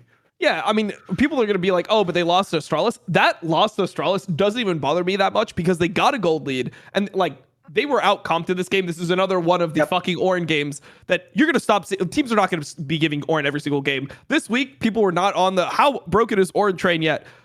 The one that we're about to see, starting Friday, I would be shocked if we see the same amount of Ornn presence that people are just getting Ornn. If they still get Ornn, it's going to be way higher in priority. It's going to be like, you're going to have to like B1 it. Or like, you're going to have to first pick that shit in order to get it. This is one of those games where like, you can look at it and be like, okay, if Vitality plays against Astralis again, they just ban Ornn. Vizichachi is not the same player off that champion. And they win this game if there's not a super tank. That's a game where they did end up getting out drafted. They could have won if they played perfectly. And they got a lead, so they were doing well in order to get there. But you look at like how the game just ended up. It's like, how does Akali play this fucking game? Like this game is actually just so hard for Akali to play. He's playing against a Silas. It's hard to kill. There's a Renata on the enemy team, so he has to like constantly be worried about like how he goes in. Essentially, they have to fully commit. They have Rakan, Jarvan, Akali, and they're playing into Ornn, Renata. That's enough. Like, that's enough said. You have to dive into a team that is really fucking good at handling you diving into them. So I think they got out-comp this game, but that's a loss that I'll take. You know, like, those are the losses that I'm okay with a team having every now and then, because they still played the game fine. It's not like they just got shit on or like they didn't know what they were fucking doing. It just got to a point where they're like, yeah, fuck, like we messed up a couple times. We can't win fights anymore. Like we just lose. They outscaled us. Fuck. Like, I mean, try not to get outscaled next time. Maybe we play cleaner if we do the next thing again. The way that this team has been looking for the last 4 weeks, I think, is completely different than how they looked in the first 3. I'll also say as well, just because I thought he had a pretty bad first half of the split, Alfari looks better and better each week pretty much. Now looks legit again. Like he had a mega fucking play, obviously, in that cataclysm with Jarvan. Here's the thing I've got to ask you though, Dom. Again, I'm not a draft guy, but this just seems obvious from watching the games every single week. Here's the one problem I have with Vitality, Dom. Fucking hell, if you were to somehow get a draft that made sure they couldn't play Trundle, Nara, and Renata, it'd be an interesting story, wouldn't it? Like, I feel like it is also fairly obvious what to attack, sort of target and attack on the draft. Yeah, they do get these champions a lot. Yeah, I mean, I would say the scariest one is, I guess, Trundle. But in the meta right now, I don't think it matters too much. Like, if you're playing the Trundle or the Poppy or, like, the Jarvan that I believe... What did he play in that last game? Was it the Jarvan? I know people have been bringing back Jarvan. As long as you're playing picks... Yeah, it wasn't Jarvan. As long as you're playing some of those picks, you can play the game in a similar style. You can go for the same dives. You can go for the same plays. You can path in the same way. So I'm not super, super worried about that. The Trundle is like, he's not going to get Trundle anymore. It is what it is. But obvious, that's also something that could be a benefit for you. Like if teams are having to ban Trundle every single game and you're getting something like Ornn for it, then you have an Ornn without a Trundle on the enemy team. And that's a pick that I think could work for them right now. Even though it's not a historic Alfari pick, I think that there's ways you can manipulate the draft to leverage the fact that they're having to ban Trundle every single time. Or you can just get an OP jungler because the answer to Poppy right now is Trundle. So are they going to ban Trundle and Poppy? Or are they going to like have to leave up something like Yuumi? Or are they going to ban like Yuumi, Ornn, and Trundle, and then you get a free Poppy? Like I think that there'll be an angle that as long as they aren't super, super one-dimensional, which, I mean, who knows? Like a lot of these teams are pretty flawed. I think that they'll be able to get something that is valuable and use that ban against other teams. By the way, I'll even say, in light of the fact, as we're pointing out, every team seems fairly fragile. Everyone's doing the similar drafts. I actually think that take from a few weeks ago is accurate as well. Like, dude, draft is going to decide so much in these fucking games. Like, this is not the period where it's like, just draft safe. You can win. It's like, mate, you can absolutely attack the other team and make them uncomfortable. One thing I'll say is this as well. Another classic narrative. Mate, I don't know how we keep getting away with it. This is the second year in a row we're able to somehow fucking be like, I think I'm going to put all my money on the greatest player of all time from the fucking West, if you don't count Caps. Like, how do we get to do this every time we're Perks just riding all the way up? Every moron, the whole time, even up to last week. He's not that good, he's not that good. If you watched the last week, by the way, guys, like the joke was, even Grabs was like, just ban everything Perks plays. Like, he still didn't matter. The joke is you can't ban this fucker out. He's actually back. If you're not aware, if you remember the old really good Perks from the back of the day on G2, he's more than back, guys. He really is an MVP candidate. He deserves that status. Yeah. I mean, I don't know. It's super weird. Just I think what you should do is go back to the take from 2 weeks ago and watch that episode and then read the comments from that episode. I just want it, yeah. Yeah, it was just like crazy. It's like, man, this guy's like one of the worst mid laner, like shit like that. It's like, oh, geez, like why do these guys just ride Perk's dick all the time? It's like, well, I mean, like his team is tied for fucking second. Team was not supposed to be anywhere close to it. And when he was playing, like Haru and Labrov were running, their bot lane in the jungle were into every single game, and they were still like not in last place or anything. They're like 5th, 6th, and now they're like tied for second. Come on, guys, like we got to be a little bit more reasonable. Like I don't know, it's just one of those things where. He looks like he's playing well. He looks like he's confident on the picks. He has good read on the meta. And he deserves to be on that shortlist MVP. Put him on the shortlist. He doesn't have to win. You don't have to make it the win, but he deserves to be on the top 3 or 4 names, like I say. He deserves to be on that. Yeah, I think so too. And then you have like players like and look, this is why winning mid is so OP. Like before it was like, but he gets a 10 CS lead and he does nothing afterwards. Yeah, I mean, if your team is just shit in a pro game, you're not gonna be able to do much. Like it's not, we're not playing in season 3 where you can solo kill the enemy mid laner every single game. You know, like that's just not a feasible way to win the game. Look at what happened when Haru and Labrov started realizing what is possible mid. They're diving mid consistently. That's a play that they look for. They're like, hey, if Perks fucks this guy and he's under turret, low life, or like even half life, if he just gets the wave under turret, you can come dive it. They did it versus Astralis, did it versus G2 versus Caps. I mean, that's just something that they're looking for actively. And as soon as that happens, it can explode the entire game. So, I mean, it's just one of those things where I think that this team is like going to be actually legit in playoffs. Like I have them as a I wouldn't say I'll lock any team, but I think that they're going to Worlds. I think they're top 4 in EU. I think they go to Worlds to split.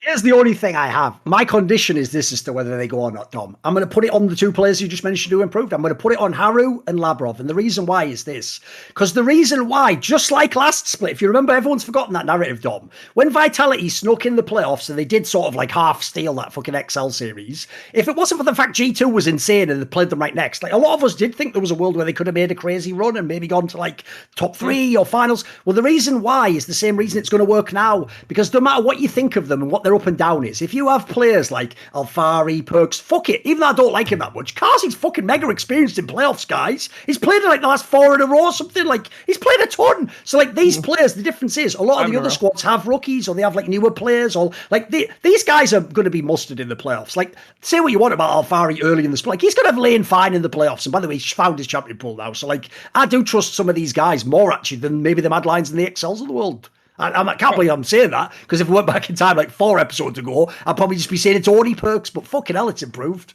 It's really improved. Yeah. I mean, it's really improved, and they also just found an identity, right? Like, they stopped trying to fucking win lane.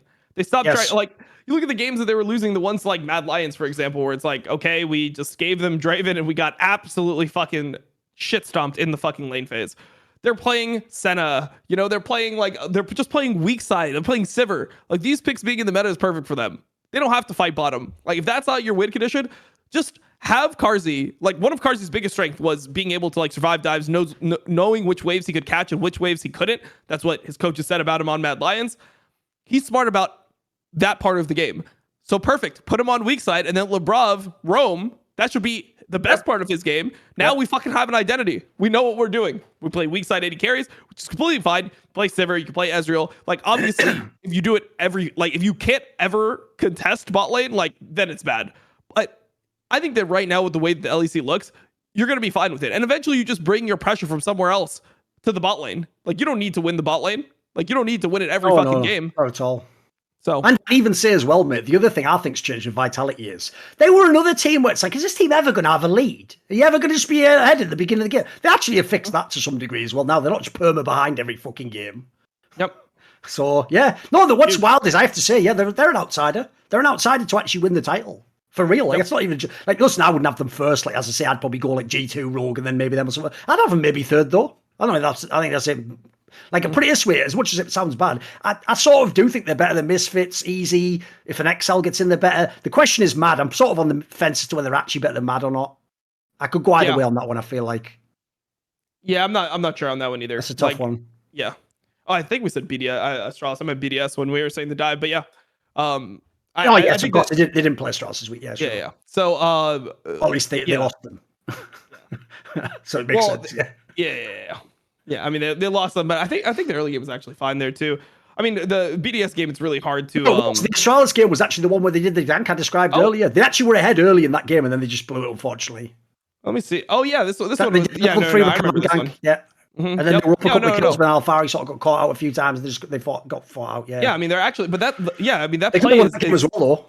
Yeah, I mean, these plays happen consistently. Like, they have an identity. They understand what their timings are. That's actually huge. So, and by the way, if you do a play like that in a playoff game and pull it off, remember, people play way more conservatively and they play way more conservatively from behind. Like, dude, that'll like get you some really nice advantages in games if you get any of those kills. You're just giving Perks a free kill in lane or something. Remember, he's playing carry champs, guys. Like, it's actually a better squad than people realize. I know it sounds mad because obviously we have dogged them the whole year. But then again, and by the way, there's even an angle in itself.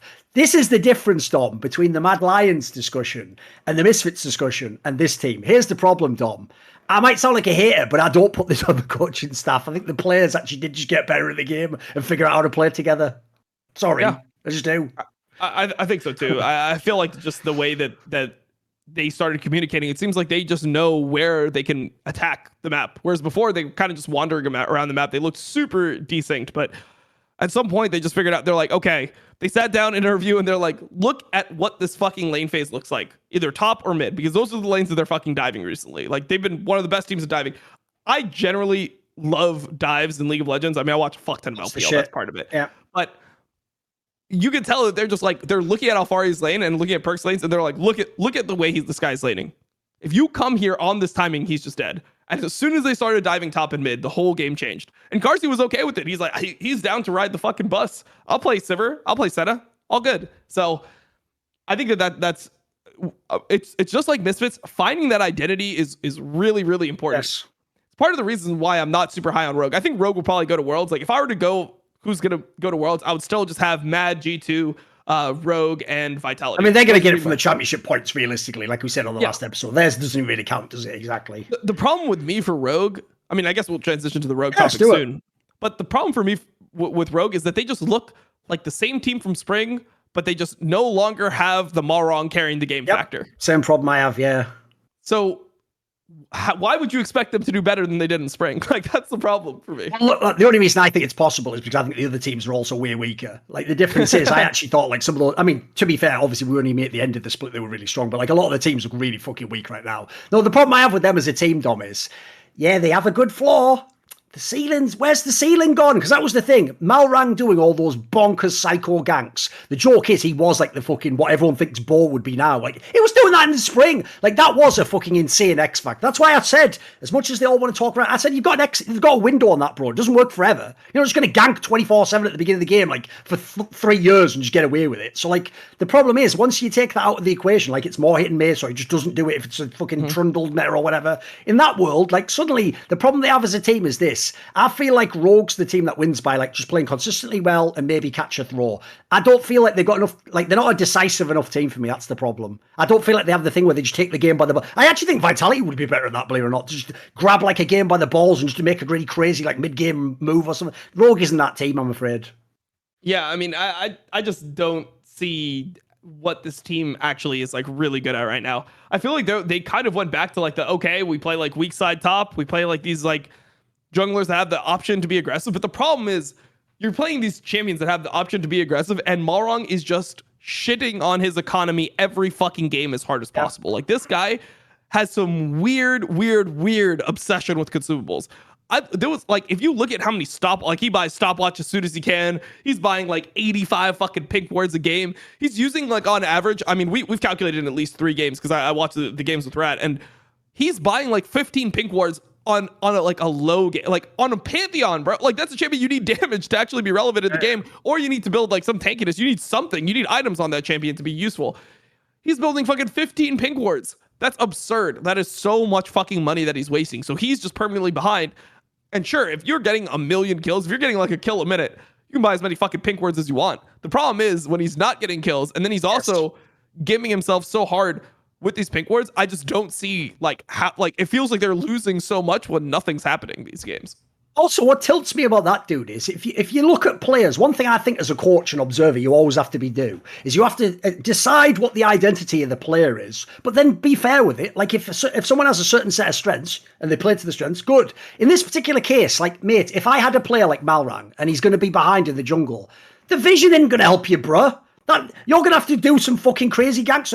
Get the items. Like, the vision isn't, like, it's irrelevant. We're not in season 4, mate. Having loads of wards isn't going to help you do something. Like, the junglers right now, by the way, as well, like, maybe not on Trundle, but on the other picks in the spring, they used to fucking carry. Like, so that's the problem. That like whole angle of, like, oh, and he's turned the whole team around. Like, well, now it's sort of regressed, hasn't it? Like, luckily for them, they have good players in the team in general. But I also think they probably need the meta to probably hit them in the face a little bit more in the playoffs if they're going to win. That would be my guess. Yeah, I mean, like, you would think that that's what's happening already because you have, like, the Ornn coming back and stuff like that. But I don't know, man. The jungle situation really looks scary. And it just doesn't look like Larsen's in, like, insane form. I mean, he's still fine on his control mages. I wouldn't say he's, like, bad, but he's not, like, no, like, put it this way, if you told me with how he played in spring, like, what the meta will be now, Dom, like, it's like Azir and Corki whenever you want it, and Orianna, and then eventually they just chuck Talia, and I'd be like, that's a fucking amazing. Yeah, you're right. Not it. No, that's the other problem. He's one of the players where you would think he should be amazing at it. That ain't it for him. No, it isn't. Like, he can play Azir, of course. So the problem he has at the moment, I notice, is he seems to have, like, one really good game, then one, like, meh game, then one really good game, then one meh. He never keeps it up at the moment, I'm afraid. That's why I didn't put him in the MVP category anymore, you notice. I mean, yeah, but you look at him recently, like, so just look at the whole team recently. So he's been playing Talia consistently. That's something that's came back into the meta. Every team is prioritizing it highly. So last week, or 2 weeks ago, they lost to, I'm going to say 2 weeks ago to make it sound consistent. So 2 weeks ago, they lose to both Misfits and Astralis. And then this week, they win a game versus Mad Lions, which is good. And they looked good in that game. The best team of the league, yeah, sure. Yeah. And but then what do they do? SK. Exactly. A team that's not even going to be in the playoffs. Exactly. I know. The most rogue thing of all time, isn't it? Yeah, so you look at like these games and it's like they don't have that easy of a way to play. I mean, they play BDS, which is nice, but then the other teams they play are Vitality, which is looking good, and XL, who's gonna they need this fucking game. So I don't know how to view Rogue, man. I feel like they're gonna be the disappointing team where they go to Worlds, but you don't feel good about them being at Worlds at all. You know, You'll be like, oh well, G2 informed, they've got the clutch factor, okay, like. Mad Lions, they have that good early game. They're probably the best early game team in the West. They've got that. Like, you'll have other teams that you're excited for, and Rogue is just going to go there where it's like, well, I guess they had championship points. Nice. Yes. That's it. That's all you're going to feel about them. You're not going to feel like they're going to have a legitimate chance. Because all I would say is, just go back if you're a fan. I think our take's pretty consistent on Rogue. You go back to when we did the spring split. The whole factor I actually thought did make Rogue amazing was the inspired Malrang switch. But it's not that like Malrang was a way better jungler. We even made that point right back when they were in the playoffs. Like, it's that the stylistic change. Because the key thing in their squad was they didn't have like players who were decisive playmakers. They had no aggression really. They just played like, if we get ahead in the lane, we are ahead in the game. Like, that's like some fucking old school shit. So the problem is that factor doesn't exist. And in fact now, as we predicted, mate, when you try that style and it doesn't work, you're in the game. And then if you add in your thing about buying pink wards, like that doesn't help. That's just like fucking, that's like the fucking, if it's not the cherry on the cake, what is it? The fucking, the diarrhea on the top of the dog shit. I don't know. Fucking it's terrible, isn't it? Yeah, it's not good. It's bad. It's bad state of affairs for everyone. Jesus Christ. It's made it worse, hasn't it? Because now it's going the other way. All right, it's tough. It's tough. So we talk about loads of the teams. I've saved them till now because first of all, I mean, what's fucked is there's a world where the next episode is us wrapping up Fnatic for the year. Fucking hell, that's going to be a dark episode if it comes, boys. Like, this lineup on paper, I'm going to say it again because it's true. This lineup on paper in the off-season at the end of last year was one of the best I've ever seen constructed. I remember thinking, like, fuck, if this works, this will hit like a truck. Like, because imagine a world, by the way, where Humanoid and Razork were on the same page. And then Wonder, by the way, was actually the one I was taking as the outline. Like, he can do whatever he wants. Maybe he's good, maybe he's bad, who cares? Because our bot lane's the shit. And you add those two together, and also you watch Kaiser and Humanoid, and you're like, fucking hell, this is going to be sick. Hillisang and Humanoid. Oh, God. Tell you what, spoiler, very much not sick. Like, they're probably one of the worst combos of great players I've ever seen. Bearing in mind, these two guys will both be in like a Hall of Fame one day. What a fucking terrible synergy they have. Like, they don't, the joke is everyone talks like they both just make plays. They don't make them at the same time. They just make separate plays. Like, it's like they're both diving on like different part of the map or something. Like, this team in general is like, I almost feel like, look, it can't be good for them to miss the playoffs. But all I'm going to say is this: there's a world where they make the playoffs and really fucking embarrass themselves, mate. You know what I mean? Yeah, I mean they have a tough they have a tough way because the problem is that XL also has a good schedule, and I'm trying to go back and I'm looking. So they lost one game to XL. Did they lose to XL in the first week as well?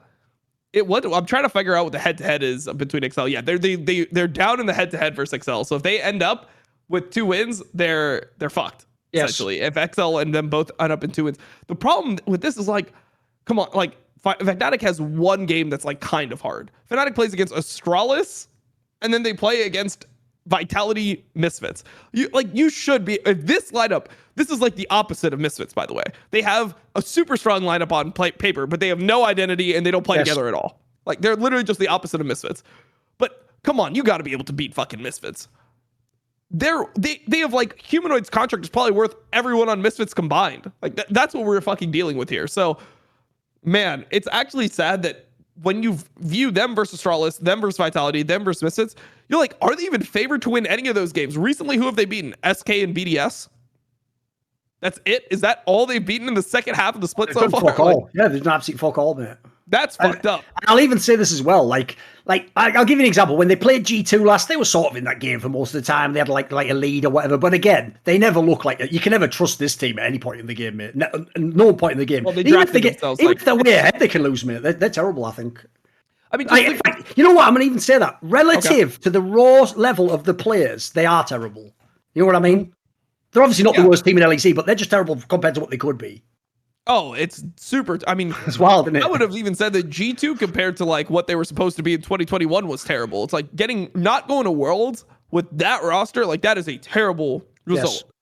This is like next level terror. Like this is like borderline like competitive ruling type of terrible. Like this is just crazy how bad now they you've are. reached the perfect point that I want to segue, because there's one more topic on this. I touched on it quite a lot last week, so we won't have to go like it's only a 20-minute discussion. But I want to have a little discussion about this, mate. I have genuinely almost never seen a player who, by the way, every marker checked out for Humanoid for those years, from Splice through to Mad Lions, through to the really good Mad Lions last year that won the championships, went to Worlds. Everything was checking out. He was year on year better and better and better. He was a player who clearly not only was a good player in lane, but well, he would die, but you obviously could get CS, but he would be great in team fights. He would be fucking amazing making moves and crazy players. He would hold his flash when it used to be cool and actually survive. And you're like, wow, here's the new caps, and fuck, this is the shit. Mate, I've never seen someone tank their fucking career harder than this guy this split. Because like I said, mate, that whole like swag of like, I just don't really care either way. I'm sort of like a fucking cool guy. That fucking sucks when you play the way he's playing right now. That makes you really like, get the fuck out the team then. Like, you just don't even care. Like, dude, these are some of the most egregious fucking ints I've seen. Like, he just religiously ints a level 3. It's mental. Yeah, it's tough. I don't know what to say about it. It just, it's hard to watch because it's like, the thing is, he ints so hard that it's not like, it like counts more than if you just into the split. Like, you know, like when somebody has a bad split every now and then and you're like, oh, but it was like, oh, how bad was it? It's like forgivable. When he ints, it's like, you start like erasing the parts of your memory when he was good. It's like, that doesn't even count. You're inting so fucking hard. Like, so. Yeah. I don't know, man. He just dies literally to everything. I can't watch him die to any more level 3 ganks. They're drafting a Zero for him every game. He's still somehow dying to like everything as well. I don't know, man. It's really just next level how much this guy is running at these games. But also, like, I have done. Like, obviously, people are going to see it, especially if you look at the Elyoya NISQY swap and how that like revived Elyoya and all that. People are going to say, just give him a different jungler, dude. Right now, look, I don't think Razok's been very good, but I also think he's in a fucking nightmare fuel world right now with these. Imagine these games, bro. Like, imagine I'm on Trundle and you just fucking die at level 3. Oh, great. Start the game like that, then shall I do? Enemy jungler has a kill. Awesome. Like, why? Like, what? I would just say that to random people out there. What do you expect this guy to do? What do you want him to do? It's super tough. And then the other thing is like their drafts are so fucking bad that I'm looking at this. Just imagine you let them have Sejuani. Ornn was banned. You let them have Sejuani, and your counter pick is fucking Jarvan top that's starting a Doran's ring. You got like an 8p fucking Jarvan trying to like late. It's like, but with the like 8p from the flag, I could get like that 10 CS lead. It's like, yeah, then what fucking happens in team fights? So this is Sejuani just front lines, and you're just fucking worthless. Like, this looked exactly how the matchup looks in the jungle, where it's like Jarvan can kind of do some things early to Sejuani, but if you ever are even, you are just completely fucked. Like, you just can't even play the fucking game. Question for you. Obviously, everyone knows, even from its days in the jungle, people don't want to have to play Sejuani. It's not like a fun champion. But mate, when you see it in top lane right now, it just automatically looks like it's better than everything almost. Like, it's fucking, it seems bonkers. So I don't think people have prioritized it enough on some of the top teams, mate. Yeah, I think that it's something that's definitely more popular in China. They like Sejuani top a lot more. The champion just with Ignite has kill pressure. Like, it has a lot of kill pressure. Level 6, you better flash that ult a lot of the time or you're just gonna die. Like, if you get stacks on you, if you get hit by a W in lane and he just Q forwards, autos once, E's, like then hits you with the ult, Ignite, like that's a one-shot combo top lane. So it has the dynamic of being good in lane, like stronger than Ornn in lane, slightly worse than Ornn in team fights. It doesn't scale as well as Ornn, but it's something that can win lane and also can play that front line role. So, I mean, I just think it's kind of broken right now. And joke is, just don't look good. Wonder should be the one playing it, mate. They're never going to the late game. Anyway, it's Fnatic. Like, they should just be trying to win the game as fast as possible. I think it would bridge them. I don't know, man. Like, this whole draft, like, you look at the Jarvan top. I saw the draft and I instantly was just depressed. I was instantly like, yeah, they fucking lost this game. And then the other thing is you load into the game and it's not even like the draft is bad enough. Then you look at Hilly's summoners and he has exhaust Ignite on Rakan. And it's like, this game is just fucking lost. Can we just go next? My Jarvan top with a Doran's ring and my fucking exhaust Ignite Rakan are in this game. I'm trying to look at the game through a jungler's mindset. I'm like, yeah, I'm just dodging it. Like, I would literally dodge that game in solo queue if I had that team comp. I would think that it was that unwinnable. Put it this way, I actually think that's also another reason why, despite the fact we could have talked about every player in Fnatic, and the last one we would get to logically would be Upset because he's doing the least wrong.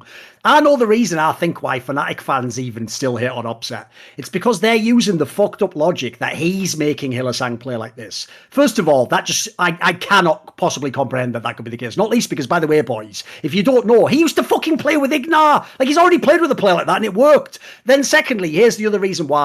I've alluded to it before. I'll just straight up say it. In past teams, I have heard that Reckless was one of the players who wanted Hylissang kicked out of Fnatic. Now, why do you think Reckless would want Hylissang kicked out of Fnatic? Because, mate, Hylissang sometimes does have... In the past, I thought it was weeks like this, but this time it's been a split. He does just have times where it's like, mate, you're actually just fucking my whole game up. Like, if I'm an amazing laner like Reckless and Upset... You can't be doing this, bro. Like, that's one of the number one things they hate. What people don't get is this. Because they're sick laners, they love it if you can, like, keep up with them and then get all those crazy roams off because they're like, wow, you're adding to the team. They hate it if you can't just let them lane, though. That's when those guys will melt. If they really are just sat under a fucking tower while you're dead and they're just trying to take the wave, that you're putting the ADC in a really bad mental state, like early in a game like that. So that's one of the other reasons I don't put much of this on Upset, mate. I know they're all using the logic, but every other team he was in sucked. Like, first of all, like, using fucking way worse teams. But like the Hylissang one for me again is pretty egregious. Like, this guy's got to turn it around. Like, that's just not even like true. Like, it's not true at all. Teams have not sucked. But look, what about this, Thorin? What about the fact that he wanted Humanoid over NISQY last year? That's where they get you. Triggered me, mate, because that is one of the craziest fucked up bad faith narratives I've ever seen. Because the implication, fans, remember, is this: you would have picked NISQY over Humanoid. Bullshit. Bullshit. Not least because I'm going to say it for the millionth time because I'm sick of people forgetting this. That Fnatic team was one game from being eliminated in 6th place in that split by fucking leader Vitality. That's real. That almost happened. They talk, dude, because he made the finals and won a game off Mad and then went to a... They talk like this guy... Like that's why I say the NISQY topic's overrated. They don't even give NISQY the credit for improving. They act like, oh, he was either always that sick or like Envy 6 years ago, Dom, or he was shit the whole day. Like, you can only be static one or the other. Because the one that they're doing, that one I think's egregious as fuck, mate. Like, the idea that you would, like, sit there and go, I would have picked NISQY over Humanoid. Like, yeah, all right, Granddad, it's time to go to bed now. You know what I mean? Like, no one would have said that. The joke was Humanoid, by the way, was probably the most, like, fucking, like, slam dunk. Sign this player and your team will probably become the best in EU or the West, by the way. I've even heard he had those crazy offers. Like, this was the slam dunk signing. Like, the Razox one's the one that you could question. Like, this one was the no-brainer. Everyone would take this deal. The joke is even NISQY would probably admit you'd take Humanoid over him, right? I'm pretty sure he would. I mean, it's... I don't know. I mean, this team is just like, I can't imagine everyone underperforming harder than that. And like, I feel like obviously Razork has had bad games here and there, but it's so hard to play with this fucking team. Yep. Like the person I blame the most is Humanoid. It's always going to be like, he just fucks up so many fucking games. And like, you're supposed to be one of the best, like you're supposed to be the best player in LEC. And you're just like, what, like a 7th best mid laner in the fucking league? Like, how is that acceptable? I saw that tweet and I actually want to bring this up because this is what will drive it home, fans, of how ridiculous this is becoming, specifically for Humanoid. We are not being haters at all. If we pause time right now and we look at the 10 mid laners in the LEC, Dom, first of all, there's no way he's top half. Forget that immediately. And this is what's crazy. When you start eliminating people, mate, he actually might be like the 7th or 8th best mid laner. That's not a joke. Like, let's be real. Who's worse than him? So, they are Nuclear. I'll take them straight out, right? There's 2. Anyone else worse than this guy? There's 7 players left. Anyone worse than this guy? I would take Service over him. Like, because here's the problem, Dom. This is where, actually, there's a very key analytical lens to look through. You know what? Nukeduck's never going to, like, stomp these games. He's never going to play like Humanoid and fucking ruin the whole game for you, though. He's going to play with it. Like, he's actually going to be respectful when he has to in lane, etc. Like, that's the problem. I'm thinking of names, dude. I can't get any. Like, this guy really is just fucking garbage right now. It's tough. It's tough. I mean, I'll take Certus over him. I think Certus has stepped it up. Certus has carried a few games, mate. If you go and watch the last half of the split, he's had some fucking carry games. He can play some champions. Yeah, respect. Yeah. Which sounds crazy. There's one for you right there. Dude, imagine a world where right now Certus might be better than Humanoid. That's real. I mean, I would say, like, I wouldn't say that he's just, like, better. Like, I wouldn't be like, if I'm making a team, I would take Certus over Humanoid right now. Like, no one's saying that. But I'm just saying, like, remove everything you have from your memory from before the split and just look at the 15 games that both of them have played. I would rather have Certus more than Humanoid right now, based off that. It's just crazy. It's really crazy. I mean, I don't even know where you band-aid this. I feel like you just have to become Misfits again. It's like I hate that that's the only way that I can see this working, but the problem is they spent 15 games of nothing. There's nothing you got out of the first 15 games of your Fnatic. What do you do well? What do you do poorly? What are our strengths? What are we? Who the fuck knows? You tried different comps every fucking game and got different results every game. So like, what you didn't practice anything enough that where it feels consistent. So I have no idea. I mean, I think you just probably the best iteration.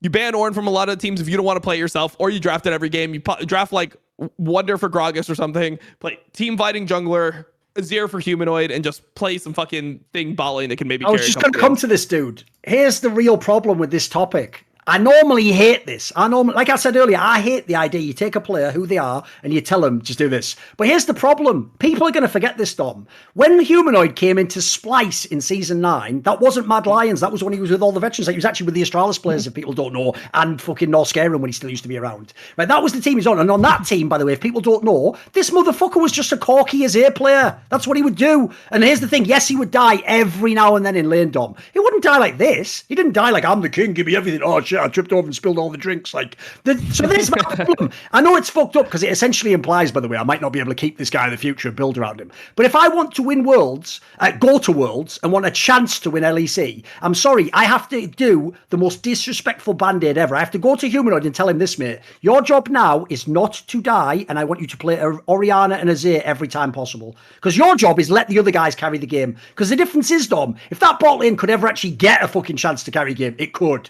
Wonder, with the right pick, could carry a game. Like, you know what I mean? Like that's a way to get some wins at least. Yeah, sure. I mean, I think the problem is that like when they're trying to give Wonder the pick, it's like, what's good here, Wonder? Jarvan top with the Doran's ring. He has the problem with Wonder, I've always thought he has a bit of whippo in him where it's like, if he's weighing up two choices, if one's really unexpected, he just values the surprise factor too much, I think. They both do it, if you notice. They love to like pick the thing you're never going to expect. But the joke is sometimes it doesn't even win for them, does it? It's like, well, that's why no one expected it, you idiot. You've 200 IQ'd yourself, if you know what I mean. Because they definitely both do that. Like the amount of time, last year was my favourite when, no, it was this spring when Whipple was just like Lucian top still. I was like, but what? You're not fucking Xiaohu. Why are you playing that? Like, but he just did, of course. Yeah, I mean, it's also like better bot lane. It's not as good exactly. Top. Like, what the fuck? Like, what games even are you watching the LPL aside from Xiaohu Whipple? It's the only way I even plays it. Right, what about this then? We said we won't talk about BDS because basically fuck BDS. So the only team left actually is SK. Now here's the thing, bearing in mind, as we discussed, technically they're not mathematically eliminated, but need a fucking miracle for them to make playoffs. So they're probably not, right? I have to say, with the way the splits ended, look, I'd be still brutal. If you have any money, I would still chop and change a whole bunch of these players. I definitely wouldn't keep the lineup. But actually, the lineup did sort of get half decent at the end. I still don't think Jezzy was good. The Certus guy, actually, like you said, had pop-off games. Jenax was okay, but that's all he's ever been for my money. I actually think SK is the team where, I mean, Astralis exists, but if they didn't, they just steal wins. But fair play, they do steal wins. Yeah, I don't really know how to view them because it's like they have the same problem every split, right? Like it's the same thing as last year or last split. Oh, well, you guys like looked pretty fucking bad at the beginning, but now you looked okay at the end, so we kind of forgive you. Yep. I mean, at the end of the day, I mean, they just still are like the 9th best team in LEC. In a split where LEC is not even good. Like this is not like one of the best splits of LEC ever. So I don't know. I mean, I guess for their budget, they overperformed, but I mean, I don't give a fuck about organizations like this. Like, give them some fucking budget so maybe we could stop having a bottom feeder team. How about that? Like, It's the same thing this is the 3rd split in the row. They've done the same thing. They bomb the beginning and they kind of get it together and they end up with like 6-7 wins. Great. Yes. I'm tired of it, to be honest. Like, I don't believe in the team. I just feel like this is all the team's ever going to be until you start getting some who's the best player on this team? Is it Treats? I mean, is it Certus? Either way, like the best player on the team is probably like 7th or like maybe 6th. Near the top. Yeah, exactly. Yeah. Like 6th best player in their position in the league. Mate, when you look at SK, the reason why it infuriates me is because when you look at Astralis, they've got fucking Cersei, they've got the Younghoon guy, they've got Kobe, like they've got half decent players, mate. If you're SK, why are you getting these players? Like, here's your mission if you're a team like SK. You go out and you find the next jungler that's a fucking a Malrang type guy. Go get one of those guys and import him. Go get actually like a fucking ERL mid lane. Maybe not, I'd probably say ADC. Get an ADC that actually can properly carry games. Because the Gen X guy is never going to be a hard carry in LEC. Just look at his play. But if you get an ADC that's better than Jezu, not that hard, but it can actually carry, dude, we can do something now. We can start talking about SK. They could be a playoff team. Yeah, they could be a playoff team, but even if they are a playoff team, they're not going to be rounder. Worlds. Yeah, of course, sure. Yeah, first rounder. I mean, I don't know. It's just like, this is what they paid for, right? They got what they paid for. Yes. And also, spoiler, unfortunately, because I used to work for SK Gaming 10 years ago, and I know the guy who's the main guy at SK Gaming, he already told me at the beginning of League of Legends, guys, when people used to get paid $3,000 a month, that he thought the entire market was overinflated and he would never be someone who spent the most money because he thinks it's a bad business. Because he's a boomer from the days when you run the company as a business, not as like a VC-infused stopgap to see if you can get to the NFL of 10 years from now. So the problem is this. One, it's not really in his nature to do the big buys in that sense. And then two, and this is the most depressing angle of all, is if you look at them as a squad, like, I don't think you're ever going to see them buy a big-name player because I think they are waiting to cash out. In my opinion, both SK and Astralis in the next 2 years will sell, if possible. And they'll sell for like 30, 40 million as long as that price hasn't gone down. Because if they do, again, you just look at how many years they've been in the game. They actually will cash out positive from a game. They'll be like up millions of dollars. So the problem is, if you're SK... unless suddenly you've just decided you want to win worlds, you may as well just fucking just get ready for the cheeky cash out at this point in time. Well, just think about what it was. It was like, what, like $10 million buy-ins, right? And then you keep operations costs for your whole organization at like $2 million a year, $2.5 million a year. Think about if people are paying 30 or 40 million, what Heretics just bought for 40 million. So you do that operation cost thing 5 years into You're running an entire LEC team for the cost of Bjergsen. You know what I mean? Like, you have your entire team. And this is why, by the way, when you're SK, it doesn't seem that stupid. Because you're always borderline playoffs. Like, you made a few playoffs out of it as well. Like, if you want to spend fuck all money, but you make the odd play, that's not bad, actually. And the other thing to say as well is, like I say about the fact that they'll never spend, blah, blah, blah. Like, the problem is, like, at this point in time, they can actually... there's no incentive to spend because they're also not like the real problem they have right now is one player ain't going to do it. Like you say, one player will get you to playoffs, but if you want to actually go to like top 4 or something, like you're probably going to need to like rejig the whole team. You probably just look at one player or something. Look at what other teams are doing, right? Think about how much SK is loving what's happening with Fnatic right now. Of course. They're like, look at the fucking cost of that roster. And they're like one place higher. Fuck that. Like, I'm going to keep on building these shit teams. I'll build these shit teams for as long as possible. Yes, agreed. Yeah. By the way, yeah, same thing with you. I've got one last topic, actually. I forgot. There was one other. It was an Astralis topic. This is the question I have for you.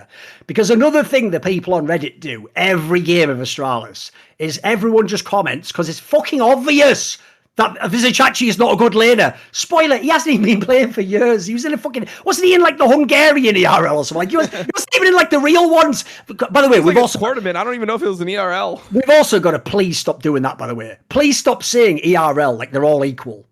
There's like the two that are amazing and then the rest are fucking middle, and then there's some that are appalling. Like, no, like obviously the fucking Nordic ones and fucking Dutch, you know what I mean? Yeah, exactly. These teams aren't doing anything. So like, I didn't expect this guy to be good. But the problem I have is this: none of those plebs ever seem to take into account the notion that everyone says is the shot caller in the team or he's like some vital fast. So I want to ask you this.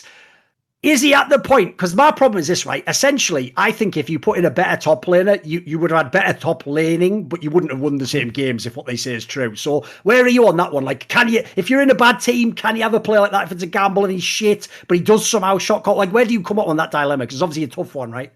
At some point, performance does matter, but at some point, it matters to carry the team too with the calls. Yeah, I mean, it would have to be. It's all like, it's too hard to say because it's all about degrees of shock. Like, if the other players are actually just brain dead and they're like, we are going to end the game unless you tell us what to do, then obviously it's worth it. But I just don't feel like the experience of the players would actually result in, like, when you have Kabi and Xerxes on your team, can you not just like group up and be like, we should fight this front to back? Like, yes. I hope that you'd be able to at least do that. I just think his laning is just like, it's so hard to watch. Also, it's because I like Vizicachi as a player. He's like a historic player. He's like one of the best top laners in the history of Europe. And just watching him get shit on by everyone. And then like, if they somehow make playoffs and Ornn gets banned every single game and I'm going to have to watch him play Gnar and get solo killed multiple times, like by Sejuani. I mean, it's not even just like he's a bad laner. That's the understatement of the century. He is like a horrible laner. He is one of the worst laners that we've had in LEC in the last like 2-3 years. Champion pool. Absolutely fuck all. He only plays the broken on. Like almost like the joke in it. No, by the way, there's the thing to say as well. Even though I was, obviously people are going to think I love Astralis because I said they'd be 8th instead of 9th or 10th or whatever, right? I just think that what they did was like cool. Like, I think that's cool that Cersei's like a good player again. Kobe is half decent. And here's the problem though. Even Kobe, if he's your main damage source, boys, he cannot play all the fucking champions. You saw in some of these games last week as well. Like, it's limited what you can pick him. So here's my biggest problem, Dom. I hope this team doesn't make playoffs. Because there is zero chance you can win a best of 5 with these solos. Oh, it's going to be sad. It's impossible. You cannot win best of 5 against the teams they're going to play. I don't care which team they get. They cannot win this. They've got no solo lanes. By the way, spoiler, the Deo guy also doesn't play all the fucking champions you want either. Like, come on, man. Come on. Yeah. It's one of those things where you look at it and it's like, for your sake, you shouldn't make it because we're going to get a dog shit playoff series. It's going to be one of those ones where it's a 3-0 in like 2 hours and 20 minutes. I'm going to show up to the live view and be like, wow, so today we're watching. Okay, it's over. All right, see you guys later. Like, that's going to be the entire fucking stream when I do it. Please don't make it to playoffs, Astralis. Because, dude, at least like with Fnatic or XL, you could get some hope. You know, it's like if they use that, like, I mean, I assume that there's going to be a 1 week off. I don't think they've announced when the actual playoffs are. They're going to use that 1 week and then they're going to come back. They're going to be ready. They're going to be poised. There's going to be that whole narrative. There's going to be no fucking narrative with Astralis. It's like, guess what? Because they've been trying to practice other things in lane all split. You know it's Ornn or we fucking lose the game. So now Ornn is banned every single fucking game.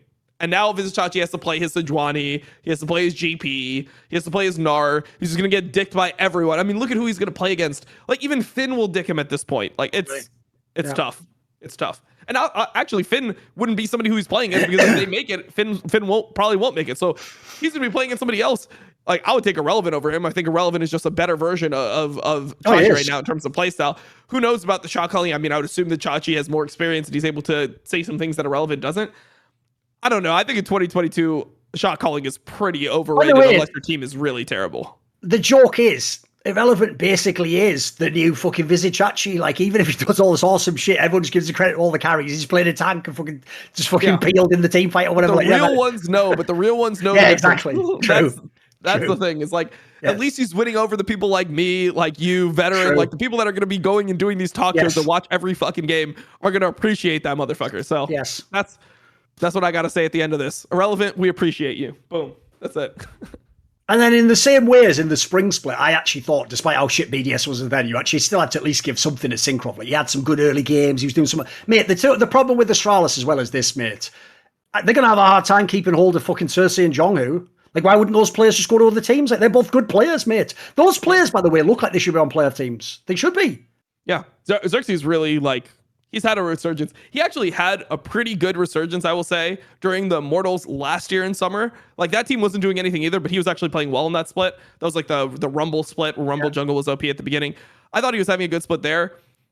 He's been hit or miss, but I think that this is something where, like, you got to give him credit. I mean, this is a solid performance. I mean, if you were going to go look at all the junglers in the league, I mean, he played way better than fucking Marong this split. I know people are going to lose their minds when they hear that, but... Way better. Think about this, fans. Better than Razork. Remember what we said like 5 minutes ago? He has no solo laners. He has probably the worst combined solo laners in the league, except BDS. Like, you know what I mean? Like, fucking hell. I might say BDS. How is he winning these games? Because the point is, he fucking knows his style of jungling, mate. He knows how to play to it. Yep, he plays well. I'm with you, by the way. The problem as well he has is that because they finished so badly last year, Dom, everyone's just like, oh, he was shit in NA, but they didn't watch the games. They didn't watch the games, mate. Oh, he was. This wasn't like Swaz on Immortals, mate. This was actually bad. This was fucking really bad. Yeah.